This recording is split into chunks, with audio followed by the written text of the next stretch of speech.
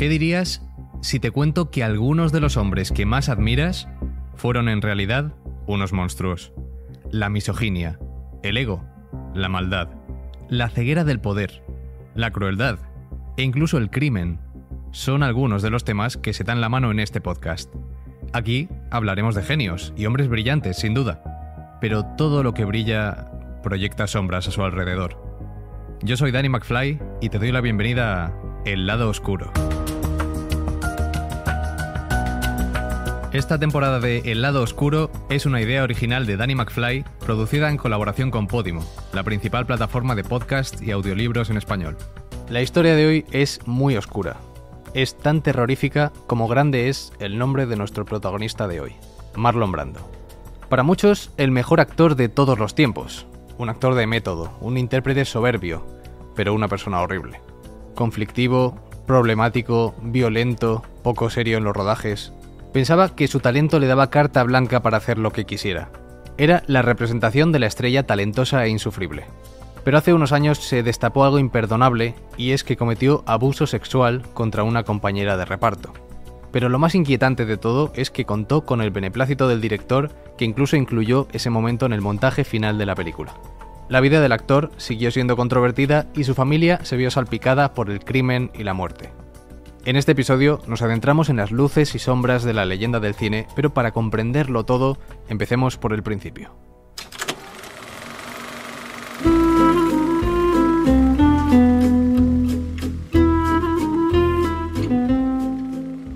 Marlon Brando recibió el mismo nombre que su padre, productor de cine, naciendo el 3 de abril de 1924 en Omaha, en el estado de Nebraska. Brando tuvo desde pequeño el don de observar a la gente e imitar sus gestos hasta el extremo. Fue un adolescente rebelde, por lo que fue expulsado de varios colegios. Ya desde joven tenía un carácter conflictivo. Pronto se marchó a Nueva York, donde estudió interpretación en The New School y después en el famoso Actors Studio. Comenzó su carrera en el teatro, donde no tardó en destacar. Llamó la atención en una obra llamada Trackline Café a los 22 años. La actuación de Brando fue tan realista que la crítica Pauline Kael llegó a creer que el actor estaba sufriendo un ataque real encima del escenario. Pocos años después se convirtió en una estrella del teatro cuando interpretó la obra de Tennessee Williams, Un tranvía llamado Deseo.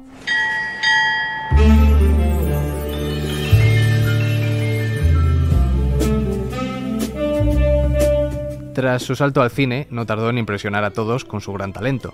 Era un actor de método, se metía completamente en la psicología del personaje que interpretaba para poder encarnarlo correctamente y estimular la memoria emotiva. Por ejemplo, para interpretar a un soldado herido, pasó un mes entero en un hospital militar. Nunca fue un actor fácil de dirigir. Brando manifestó una falta de interés total por las convenciones de la industria cinematográfica, actuando según su propio criterio. Repitiendo su papel de Stanley Kowalski en la versión cinematográfica de Un tranvía llamado Deseo, ese año, 1952, recibió su primera nominación al Oscar. Durante 4 años seguidos estuvo nominado a Mejor Actor y finalmente se lo llevó en 1955 por su papel en La Ley del Silencio. Para muchos, la mejor interpretación que un actor ha hecho jamás.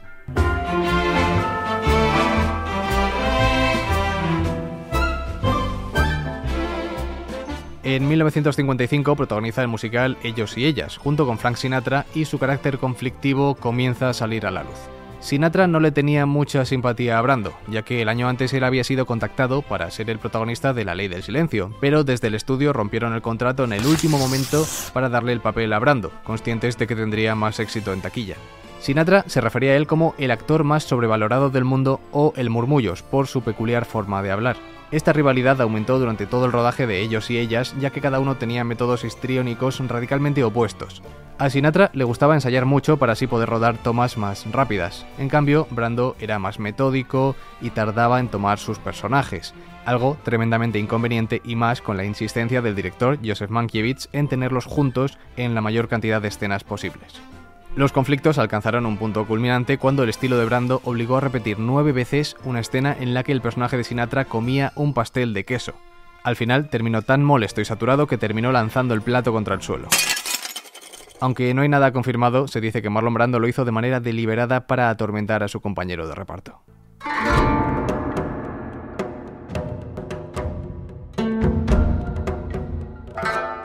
En el 56, Brando se encontraba en Japón rodando la película Sayonara, cuando aceptó concederle una entrevista al periodista Truman Capote.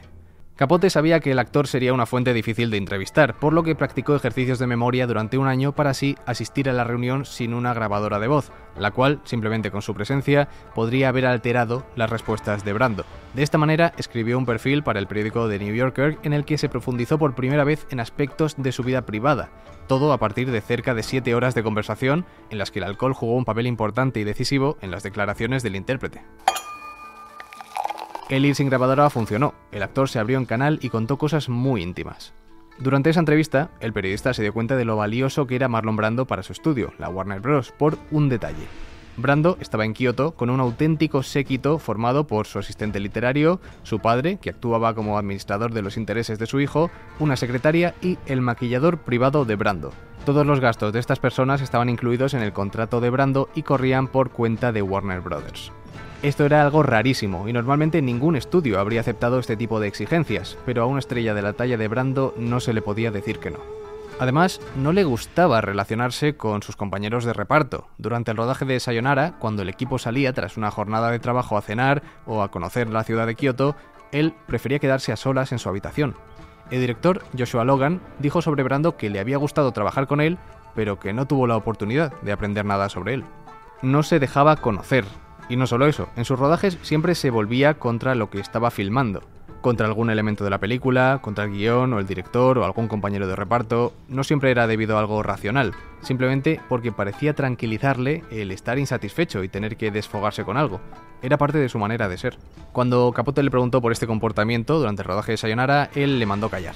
Les he dicho a algunas personas lo que siento verdaderamente, dijo, pero nunca siento lo mismo durante 2 días seguidos. Como decía antes, en aquella entrevista Brando contó cosas realmente personales, olvidándose de que estaba hablando con un periodista. Le contó, por ejemplo, la relación que mantenía con su alcohólica y autodestructiva madre, a la que recogía cada vez que tenía alguna de sus imprudentes borracheras, hasta el punto de tener que llevarla desnuda por la calle en alguna ocasión. También le contó su incapacidad para confiar en los demás. En cuanto aquella entrevista fue portada del New Yorker, Marlon Brando se enfureció. Ver sus intimidades allí expuestas provocaron que quisiera vetarla. Amenazó con denunciar al escritor e incluso le amenazó de muerte, pero afortunadamente no cumplió con ninguna de las amenazas.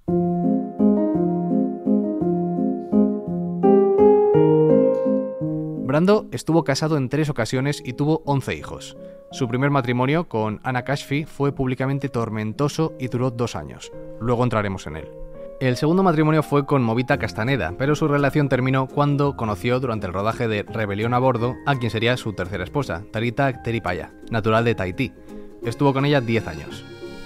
A raíz de esta película, por cierto, Marlon Brando también se enamoró de Tahití, principalmente por su belleza natural y su cultura única. Las playas de arena blanca y agua cristalinas eran un paisaje mucho mejor que el ajetreado ritmo de Los Ángeles. Quedó cautivado por la serenidad de la isla, sus paisajes exuberantes, la calidez de su gente. Además, se sintió atraído por la conexión espiritual y la simplicidad de la vida en Tahití. Tanto es así que adquirió una pequeña isla en el archipiélago en 1966, donde vivía cuando sus obligaciones profesionales se lo permitían. Con Tarita, su tercera esposa, también tuvo problemas de convivencia a pesar de los esfuerzos extraordinarios de ella por conservar su matrimonio. Tras divorciarse en 1972, ella habló públicamente de su esposo como una persona egocéntrica, egoísta, celosa e infiel. Tras la muerte del actor, Tarita publicó un libro biográfico titulado Brando, mi amor y mi tormento.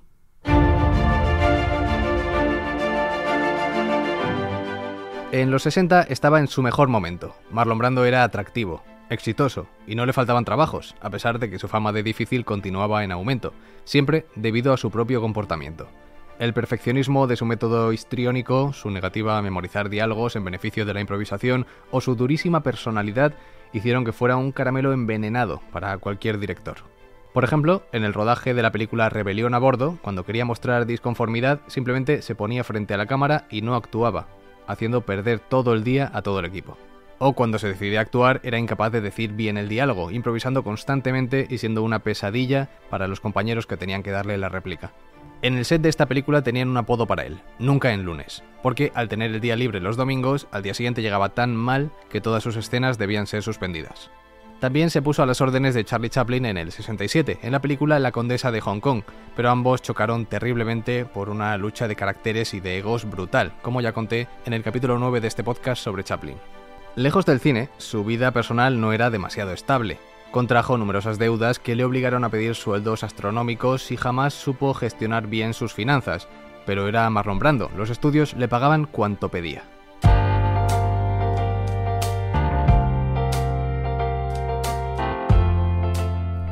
En el ámbito sexual estuvo enormemente activo y tuvo experiencias tanto con hombres como con mujeres. Estar casado nunca fue un impedimento. El sexo era uno de sus vicios más activos. Se cuenta que Marlon Brando se aislaba durante días para tener verdaderos festines, desde actrices como Marilyn Monroe, Marlene Dietrich y Grace Kelly, hasta la ex primera dama Jackie Kennedy, viuda de JFK. Entre sus amantes masculinos se le ha relacionado con Rock Hudson, James Dean, Jack Nicholson, Richard Pryor o Marvin Gaye. El actor era un imán de seducción. En algún punto se volvió algo habitual en su vida el estar en la cama con 4 o 5 personas a la vez.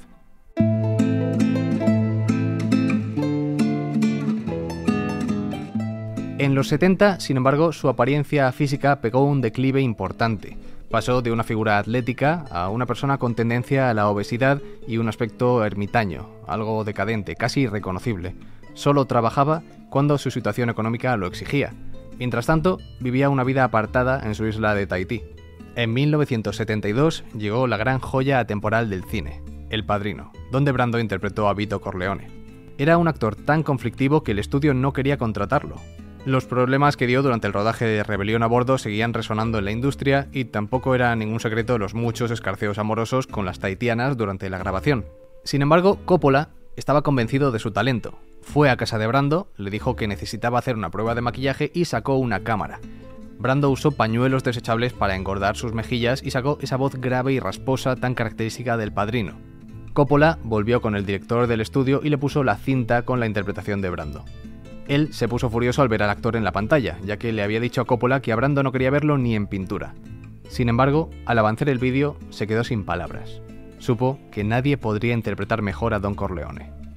Comenzó el rodaje, de nuevo uno terriblemente largo para todos por su culpa, debido a su manía de no querer aprenderse los textos. Tanto es así que algunos actores con los que compartía escena llevaban en el pecho carteles con el diálogo de Marlon Brando para que él fuera leyendo mientras estaba en cámara. A pesar de las dificultades a las que los sometió Brando, la película fue brillante. Creo que no hace falta que diga nada sobre El Padrino, que sigue siendo referenciada todavía hoy. La polémica llegó cuando le concedieron a Brando el Oscar a Mejor Actor por su papel. En la ceremonia no solo no fue a recogerlo, sino que envió en su lugar a Sachin Littlefeather, una joven apache, aspirante actriz y activista por los derechos de los indios norteamericanos. Con 2 coletas y coloridas vestimentas típicas, la joven subió al escenario no para recibir la estatuilla, sino para rechazarla, en nombre de Marlon Brando. Dijo que lo hacía como respuesta al tratamiento discriminatorio que Hollywood daba a los indígenas. Algo que impactó mucho en su momento y fue muy polémico para la industria de la época, pero que demostraba que Brando estaba implicado en causas sociales. Ayudó a dar voz a una cultura que había pasado desapercibida durante generaciones, algo encomiable. Sin embargo, lo que ocurrió ese mismo año en París hizo que su imagen pública quedara manchada para siempre. Aunque es cierto que la verdad no se descubrió hasta bien entrados en el siglo XXI. Hablo de la película El último tango en París, de Bernardo Bertolucci.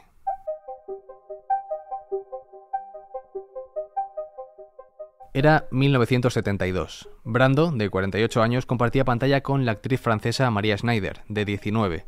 Es una película controvertida por su alta carga sexual y erótica, y de hecho fue censurada en varias partes del mundo, pero lo más grave fue la escena de la mantequilla.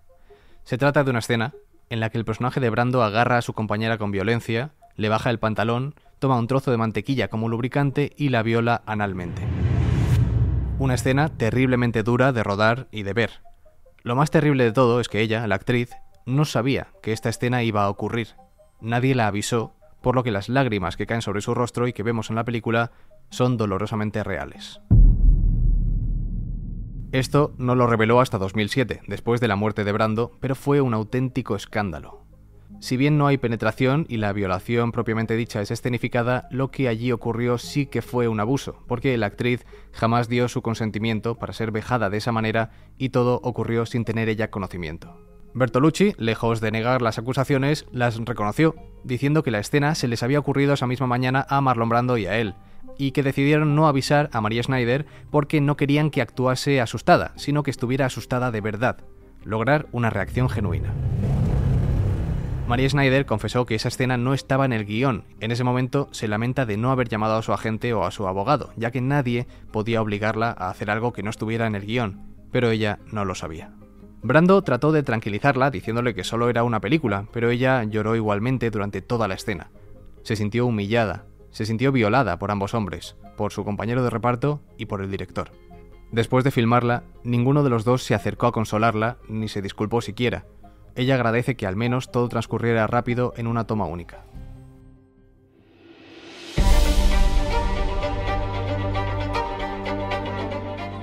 Bertolucci y Brando recibieron ambos sendas nominaciones a los Oscar aquel año y su carrera no hizo más que subir. Sin embargo, no ocurrió lo mismo para Maria Schneider. El alto contenido sexual de la película afectó tanto a su reputación que quedó encasillada para el papel de sex symbol femenino y solo la contrataban para escenas de desnudos, más que por sus dotes actorales. Incluso abandonó la película Calígula en medio del set porque, según ella, la trataban más como una prostituta que como una actriz. Tuvo periodos depresivos que la obligaron a internarse en una clínica psiquiátrica durante varias ocasiones y durante toda la década de los 70 tuvo varios episodios relacionados con las drogas. Incluso en una ocasión trató de quitarse la vida. Maria Schneider murió a los 58 años en 2011 y aunque Bertolucci se sintió culpable por lo de la mantequilla, no se consideraba arrepentido, porque vio aquello como algo necesario para hacer su película. Este hecho empañó la imagen de Marlon Brando después de morir, pero hasta entonces todavía seguía ganándose enemigos en la industria.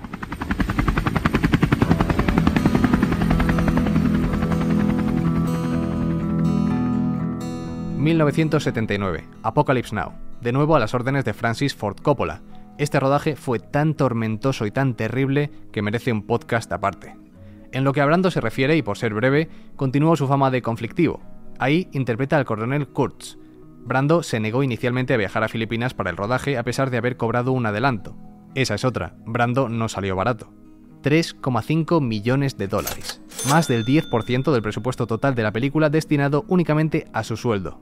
A cambio, Brando tenía que leerse la novela original en la que estaba basada la película, El corazón de las tinieblas. Spoiler, no lo hizo.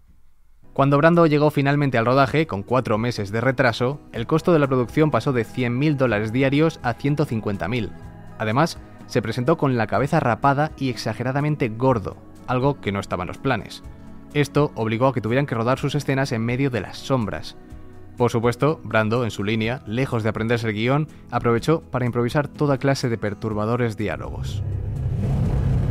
También insistió en dormir en una casa flotante que tuvo que ser transportada por tierra hasta un lago cercano. Coppola se dio cuenta inmediatamente de que Brando no se había leído la novela, y no había hecho absolutamente nada para prepararse para interpretar a Kurtz. Coppola pasó días leyendo en voz alta el libro a Brando porque era la única manera de conseguir que le entrase en la cabeza. El pobre director ya no podía más y estaba en su límite. Cuando llegó el último plano del último día de las escenas de Brando, Coppola delegó en su asistente de dirección y se fue en su helicóptero. Era su forma de mandar a Brando a la mierda. Obviamente, jamás volvieron a trabajar juntos.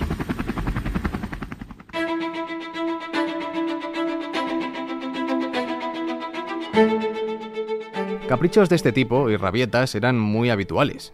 Quizá, por puro aburrimiento o hastío, Brando se empeñaba en sabotear las películas en las que participó. Le divertía mucho que todo el mundo perdiera millones de dólares a su costa. Ocurrió también con Superman, un año antes. Ahí interpretó a Jor-El, el padre de Superman, que solo aparece 10 minutos en el film. Antes de aceptar el papel, tuvo una entrevista con Richard Donner, el director. Ahí, Marlon Brando sugirió que su cameo podría hacerlo solo con voz en off, siendo la imagen del personaje en pantalla un bagel brillante, verde y levitando. Un bagel es este panecillo característico de Estados Unidos con forma de donut. Donner, a pesar de desear que Brando aceptara el papel, rechazó esta idea tan loca, aun a riesgo de enfurecer al actor. Al final, resultó ser una artimaña para probar a Donner que pasó la prueba. En su primer día en el set, Marlon Brando le sugirió a Richard Donner que las cámaras filmaran durante el ensayo. Brando dijo, quién sabe, quizá tengamos suerte. Y menos mal que lo hicieron, porque esa primera toma del ensayo fue la que se usó en la película. Después de eso, Brando se mostró vago y hacía trucos como este para disminuir su carga de trabajo. Todo el mundo notaba que él estaba dando lo menos posible de sí mismo, y de nuevo, fue el que más cobró de toda la producción. Casi 4 millones para trabajar sin ganas por 12 días de rodaje. ¿Por qué seguían aguantando este tipo de comportamientos en la industria?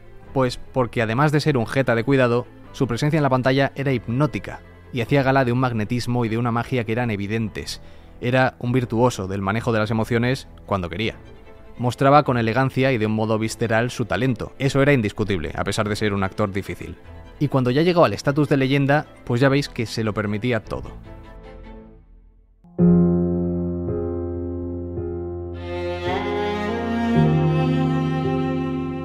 Lejos del cine, su vida empezó a tambalearse en 1990, marcada por una terrible tragedia relacionada con su hijo Christian.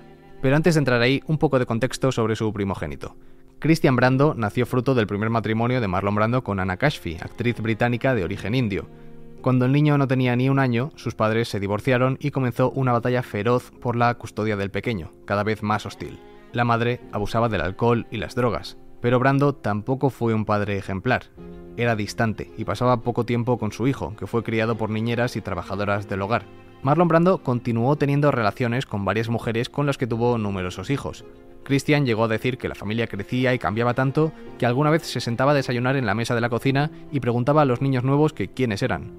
En 1972, mientras su padre estaba en Francia filmando El último tango en París, Christian, de 15 años, fue secuestrado por su madre, quien lo sacó de la escuela y luego lo llevó con una pandilla de amigos hippies de Baja California, en México. Aparentemente, ella les había prometido $10,000 si escondían a Christian. Cuando ella se negó a pagar, se llevaron al niño y lo secuestraron de verdad. Un grupo de detectives privados, contratados por Marlon Brando, lo rescataron una noche. Lo encontraron viviendo en una tienda de campaña y enfermo de bronconeumonía. Su madre fue arrestada cerca de la frontera con México después de ser detenida por conducir en estado de ebriedad y alteración del orden público. De vuelta en el tribunal, a su padre se le concedió la custodia exclusiva. Una infancia terrible que desembocó en un oscuro episodio. En 1990, Christian supo que su hermanastra Cheyenne, embarazada de 8 meses, había sufrido violencia por parte de su novio, Doug Drolet. Christian fue a ver al chico con una pistola con intención de asustarlo, pero el arma se disparó, acabando con la vida de Drolet. Christian acabó en prisión, donde cumplió una condena de 6 años. Esto fue un duro golpe para Marlon Brando, pero no el peor, ya que la tragedia continuaba. A raíz de estos hechos, la hija del actor, Cheyenne Brando, de 20 años, entró en una fuerte depresión, lo cual derivó en su internamiento en un centro psiquiátrico. 5 años después, se quitó la vida ahorcándose en la casa de la familia en Tahití. La pérdida de su hija impactó profundamente a su padre, que, si bien no había dejado de trabajar, acentuó todavía más su comportamiento errático, impredecible y violento.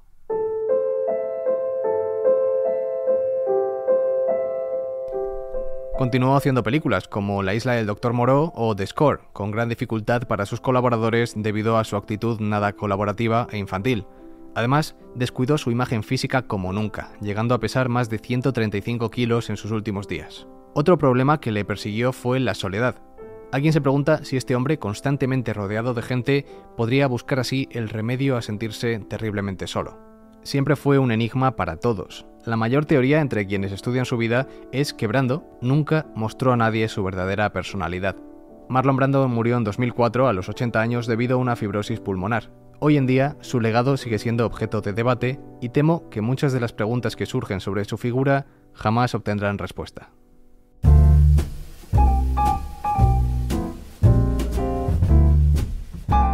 Y con esto llegamos al final de este episodio, uno en el que hemos explorado las luces y las sombras de esta leyenda del cine. Una vida turbulenta, complicada y que sin duda nos lleva a la reflexión. Víctima en muchas ocasiones, verdugo en otras, está claro que hay muchas zonas grises en este hombre que nos hacen cuestionarnos la naturaleza humana. ¿Tú qué piensas de esta figura? Aprovecho para recordarte que si te gustan los videopodcasts, tienes el vídeo de este episodio y de todos los anteriores en mi canal de YouTube, Danny McFly. Déjame un comentario sobre qué piensas de Marlon Brando o de cualquier otro de los anteriores y me encantará leerte. Espero que te haya gustado este episodio. No olvides seguir este podcast y recomendarme de qué leyenda te gustaría conocer su lado oscuro. Yo soy Danny McFly y nos vemos en el próximo programa. Este podcast ha sido grabado en los estudios de Podimo en Madrid como parte de su Talent Hub. Guión, Daniel Gallego. Jefe técnico, Edu de Frutos. Dirección de fotografía, Quique Kausek. Hasta pronto.